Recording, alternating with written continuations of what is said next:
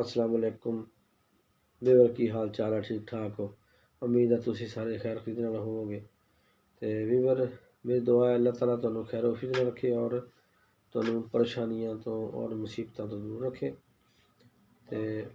ਵੀਰ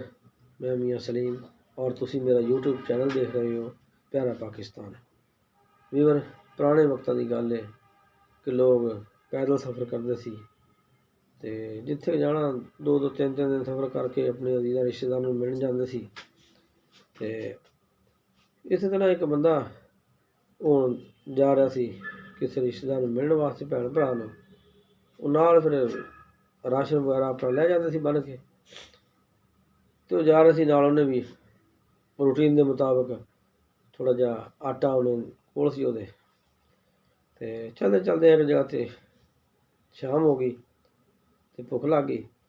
ਉਹਨੇ ਦੇਖਿਆ ਘਰ ਤੇ ਦਰਵਾਜ਼ਾ ਖੜਕਾਇਆ ਅੰਦਰੋਂ ਇੱਕ ਮਾਈ ਨਿਕਲੀ ਮਾਈ ਨੂੰ ਕਹਿੰਦਾ ਕਿ ਬੀਬੀ ਮੈਂ ਮੁਸਾਫਰ ਹਾਂ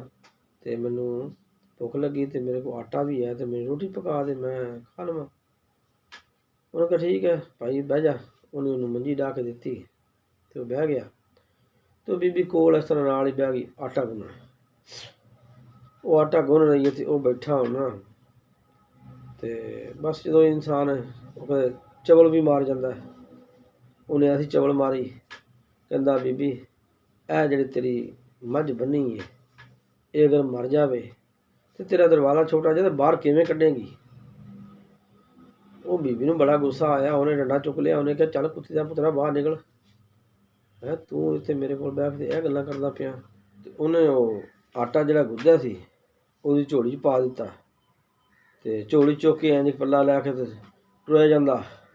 ਆਟਾ ਥੱਲੇ ਚੋਂਦਾ ਜਾਂਦਾ